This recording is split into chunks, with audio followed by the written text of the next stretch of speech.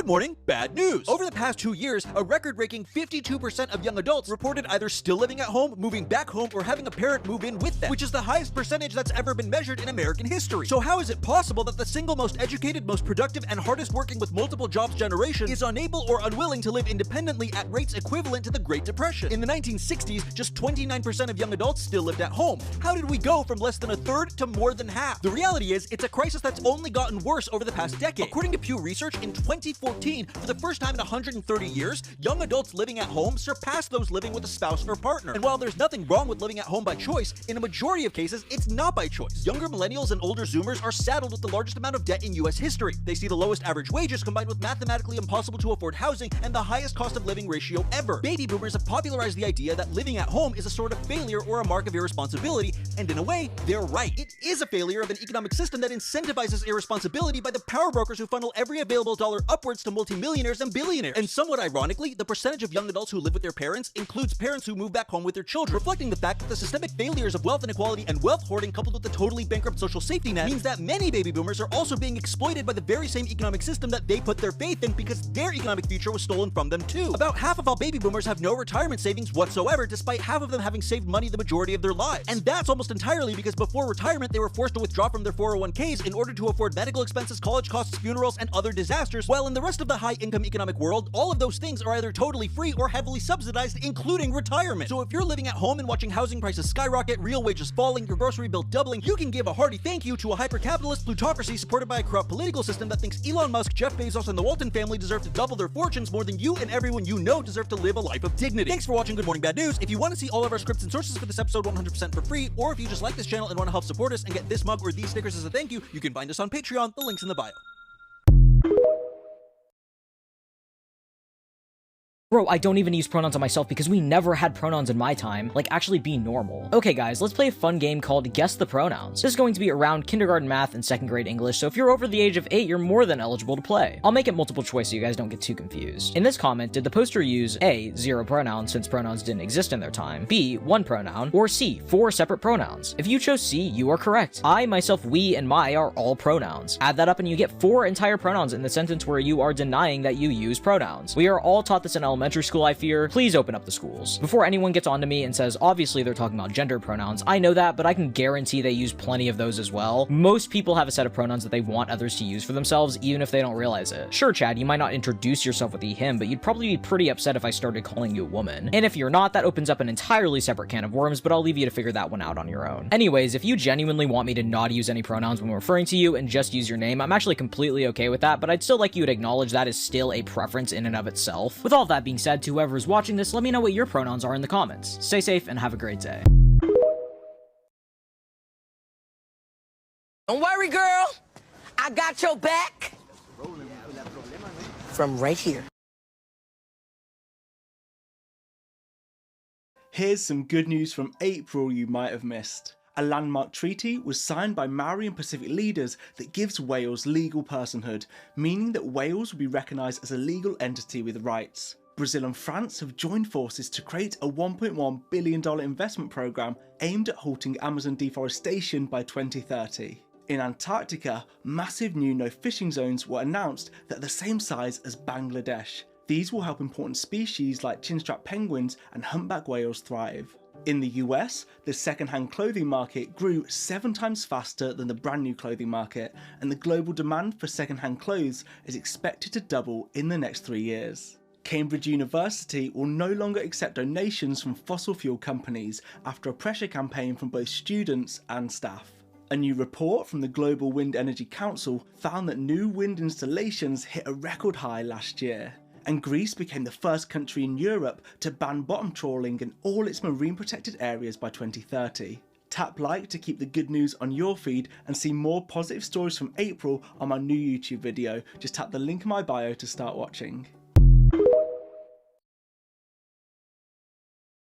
Last week, a top Los Angeles prosecutor was arrested and charged with 11 felonies for allegedly improperly accessing police disciplinary records and having them uploaded to a database of problem cops. I'm Carrie, and I'm a reporter, and here's what we know. This all goes back to 2018, when a woman named Diana Turan, that's her in the back there with the mask, allegedly downloaded a bunch of files relating to deputy disciplinary records. Then, 3 years later, when she was working at the district attorney's office, specifically overseeing the unit that prosecutes cops, she allegedly had some of those files uploaded into their Brady database. Legally, prosecutors are supposed to tell defense lawyers if a cop who's testifying in a case has a history of certain kinds of bad behavior. So a lot of prosecutors' offices keep lists or databases so they know what they have to turn over to the defense. And last week, the California Attorney General had her charged with 11 felonies, the 11 disciplinary files that she allegedly took and uploaded. This is a really odd case, and I've never heard of this happening, and honestly, in a lot of states it couldn't. But in California, police disciplinary records are much more confidential and more heavily protected by law than they are in a lot of other places. But despite that, her lawyer says that these records actually already were public. When I talked to him this weekend, he said that the records that she's accused of taking and uploading were actually already public because they were already attached to court filings. Or at least that's their best guess, because the AG hasn't actually told them yet which 11 deputies' files it is that she's accused of improperly taking. Here's the story that we did last week if you want to read more.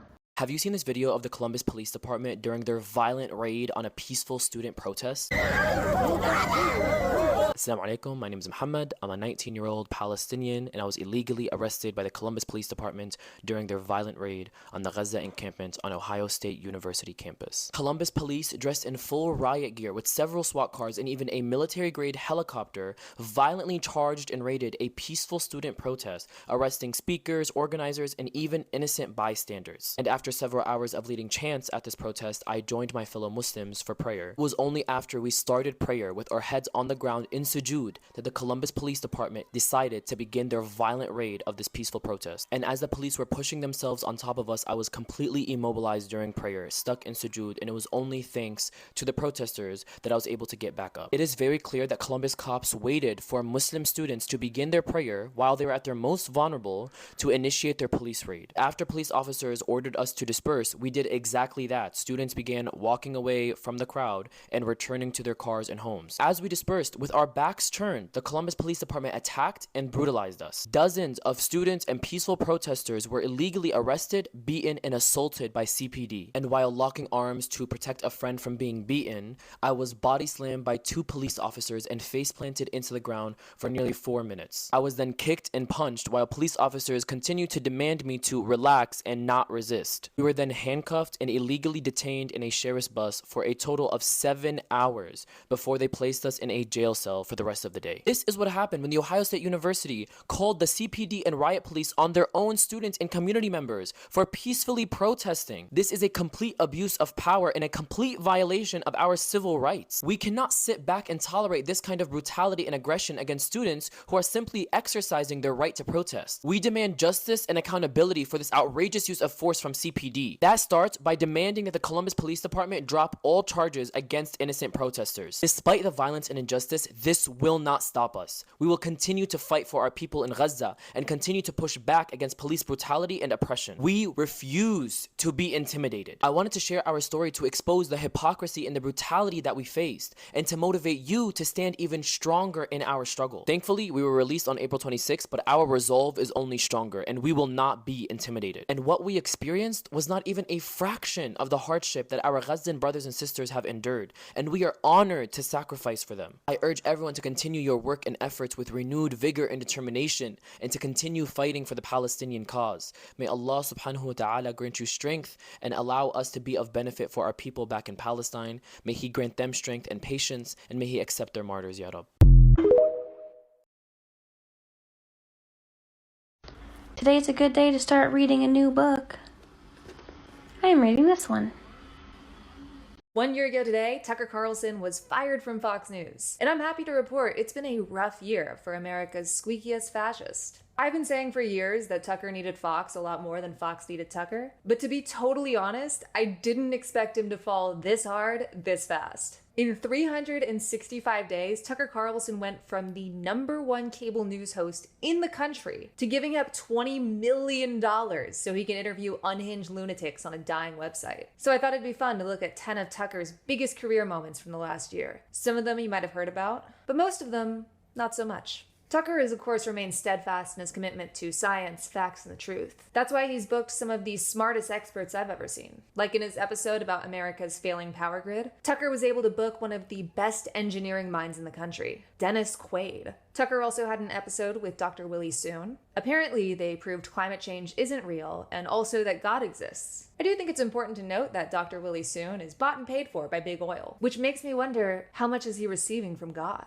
Basically, the only criterion to get booked on Tucker's show is to be a massive piece of shit. That's why we got to hear from Martin Shkreli for an hour. Tucker was trying to help Shkreli to rehab his image, that image being the most hated man in America. Now, as a quick refresher, because this happened 10 years ago, making me question my own mortality, Martin Shkreli obtained the manufacturing license for an anti-parasitic drug and raised the price from $13 to $750. 2 years after that, he was convicted of completely unrelated securities fraud, and he got out of jail 2 years ago. He was able to defend all of that on Tucker's show, and I gotta say, thank God we got to hear Martin Shkreli's side of the story. I'm just gonna read the title of the Marjorie Taylor Greene episode. I feel like it captures the essence pretty well. You think elected Republicans in Washington are craven frauds who'd sell your children for a steak dinner at the French Laundry? Actually, says Marjorie Taylor Greene, it's worse than that. It's really clear that Fox was editing a lot of his work. I do think it's important we talk about Tucker's merch. Now, his site has 6 pieces of official merch. 3 are just hats. 2 are Tucker Carlson Kid Rock collab shirts. And the last tee has the TCN logo above the words "not controlled" printed on what is supposed to look like a Zyn container. Yeah, like the little nicotine pouches. I still don't know the thought process behind this, but Tucker sat down with Kevin Spacey for Spacey's annual Post-Me Too Christmas Eve video. If you haven't watched any of these, they're incredibly creepy. Spacey pretends to be his character on House of Cards, a show that hasn't aired in over 6 years, and it was just a really weird time. I think my favorite episode of the ones that I actually watched this year was with this guy, Larry Sinclair. He's an obvious pathological liar who claims he had crack-fueled sex with Barack Obama years ago. Really credible stuff. There were some higher profile interviews that Tucker did. He had 2 separate episodes about Andrew Tate, satisfying Tucker's long and slightly suspect fascination with the man. There was, of course, the Alex Jones interview. A great career move, especially if you want to be considered a serious person. But finally we get to the big one, the Vladimir Putin interview. It's the clearest proof that Tucker Carlson has lost the plot. I watched the entire thing, and I have never seen an interviewer so completely at the mercy of the interviewee. Putin was in control for almost the entire time, alternating between humiliating and lecturing Tucker. He even brought up how Tucker's a CIA reject, which is like a super sore spot for him. Even after the interview, Putin kept twisting the knife, publicly complaining about how Tucker asked him too many softball questions. The truth is Tucker was trying to get Putin to say that he invaded Ukraine to fight against the woke liberals, or whatever culture war bullshit Tucker was aiming for that day. But Putin invaded Ukraine because he wanted to, and he's not ashamed of that fact. He said it directly to Tucker's face. So unless his goal was to lose the last shred of legitimacy he had, the Putin interview was the final nail in Tucker's has-been coffin. It's impossible to overstate how influential Tucker was as a Fox News host. His time slot was the most watched cable news show in the country. He was the conductor of the Fox Orchestra, and by extension, the GOP. In case you forgot, Tucker held the House speakership hostage last year, forcing 15 votes until Kevin McCarthy caved to Tucker's personal demands. Tucker's words have been echoed by fascist world leaders, mass shooter manifestos, and extreme right-wing legislation. He was one of the most powerful men in America. But then, he got fired. Don't get me wrong, he still has an audience with the far right, but because he's made such a fool of himself, because he's failed to stay relevant in the mainstream, Tucker's lost his title as puppet master. When he was at Fox, his rhetoric was being broadcast into millions of homes every single night, and that is why he was so dangerous. There are a million right-wing cranks online, but there was only one Tucker Carlson. We still don't know why Tucker was fired. There are so many rumors, from a sexual harassment lawsuit to a handshake deal with Dominion. I don't really think it's worth speculating about, though. I think we should just be grateful that he got fired in the first place. This has always been one of my favorite Disney songs. You think you own whatever land you land on. The wildly descriptive lyrics of Colors of the Wind evoke imagery that allows the imagination to soar. But I know every rock and tree and creature.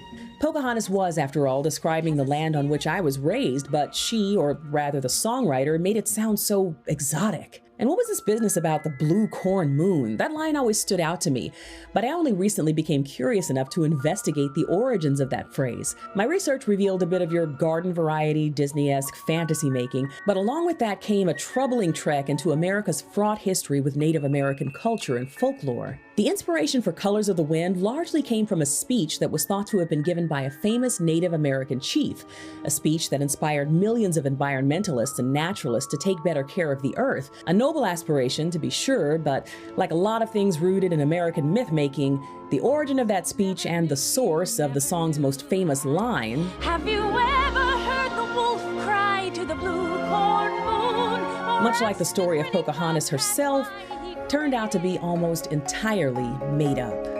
I'm Dara Star Tucker, and this is The Breakdown.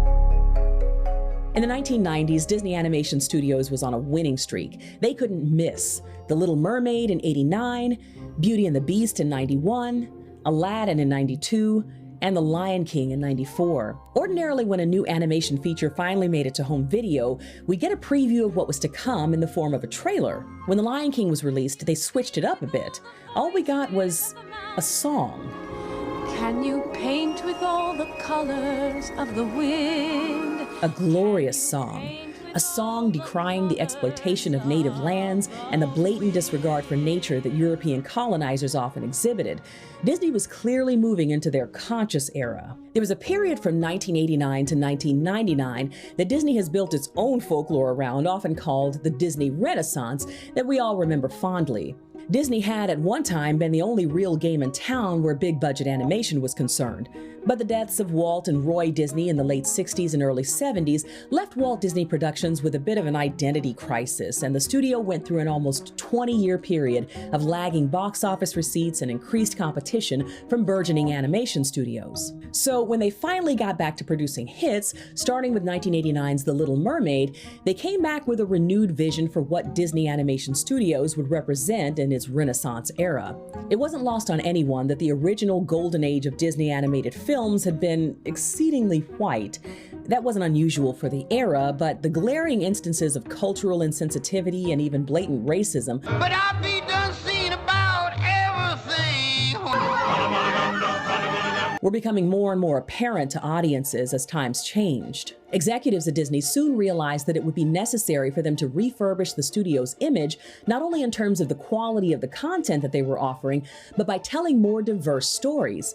They would accomplish this by reaching outside of the exclusive Eurocentric universes of their previous offerings and drawing on rich cultural legacies from around the world. Now, Disney being willing to tell stories outside of the European tradition didn't automatically mean that cultural sensitivity was their new stock in trade. Recent live-action remakes of those animated classics have made an attempt to rectify many of the missteps that the studio was still making by the early 90s. It's barbaric, but hey, it's home. Yikes. It's chaotic, but hey, it's home. But they were putting forth a real effort to make sure that children of every hue saw themselves represented in their films. Well, unless you were a little black child, in which case you'd have to be satisfied with being represented by a lion, voiced by this child, or a monkey. Until this film. Yes, they finally got it right. Well, yeah, she does spend the majority of the film looking like this. But hey, look, they fixed it with this guy, right? Wait, no, he's a disembodied spirit now? Okay, all right. Okay, let's just focus on the story at hand. Now, by this point, most people are aware that the Disney version of the Pocahontas story is mostly fiction. Pocahontas would have been about 10 or 11 years old when John Smith came to the Americas, so there was certainly no inkling of a romance between the two. What's not as well known is the equally problematic nature of the film's most famous song. On its surface, it purports to contrast the opposing ways in which the natives and the colonizers viewed their land, but the lyrics themselves point to an all too familiar history of exploitation, cultural appropriation, and a romanticizing of native folklore that on one hand feels complimentary, but in reality just further serves to co-opt native stories and cultural agency. When the song reaches its emotional height, you're fully locked in. This is a Native American woman, Pocahontas, schooling this colonizer, John Smith, about his treatment of the land that his people have co-opted, a land that she loves. This was Disney confronting white imperialism and native land theft. This was uncharted territory for them. Since most people had the VHS of The Lion King on repeat for months, most of us had Colors of the Wind memorized by the time the Pocahontas film opened in theaters in 1995. Colors of the Wind was composed by Alan Menken with lyrics by Stephen Schwartz. This was Stephen Schwartz's first time writing lyrics for a Disney film, and he hit it out of the park. Disney clearly knew that this song would be the film's biggest selling point. Composer Alan Menken had worked on most of the Disney Renaissance films, The Little Mermaid, Beauty and the Beast, and Aladdin, but lyricist Stephen Schwartz was a Broadway guy who was best known for shows like Pippin and Godspell.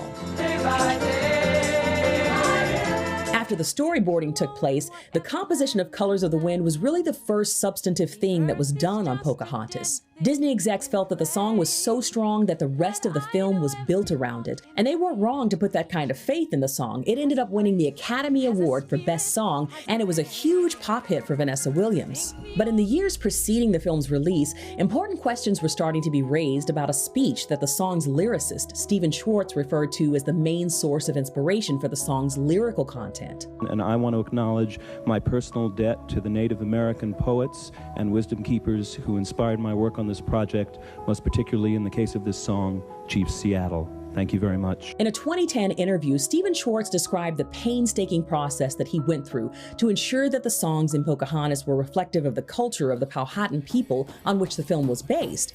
He and members of the Pocahontas team went to Jamestown and they spent time with Native tribes. He describes listening to Algonquin music and reading Native American poetry, as well as immersing himself in narratives on the life of Pocahontas and the Algonquin people. He did his homework. The problem was that the primary source of inspiration on which many of the lyrics of Colors of the Wind are based was completely fabricated. The lyrics are meant to confront the Eurocentrism of John Smith and the other colonists and present a counter-narrative rooted in indigenous principles of animism and respect for nature. The lyrics draw heavily from a speech that was thought to have been given by a famous Native leader named Chief Seattle. Chief Seattle was an accommodationist who signed over millions of acres of land to white settlers, and he made a speech in the 1850s about how the land was to be treated that ended up being translated multiple times, after which it was embellished, altered, and modified by multiple white people for various purposes. At one point, the Southern Baptist Radio and Television Commission even added a section where Chief Seattle refers to himself as a savage who doesn't understand the modern world. And this completely fabricated version of Chief Seattle's speech was co-opted by the growing environmentalist movement of the 1970s. So as it turns out, this inspirational speech, supposedly made by an indigenous chief,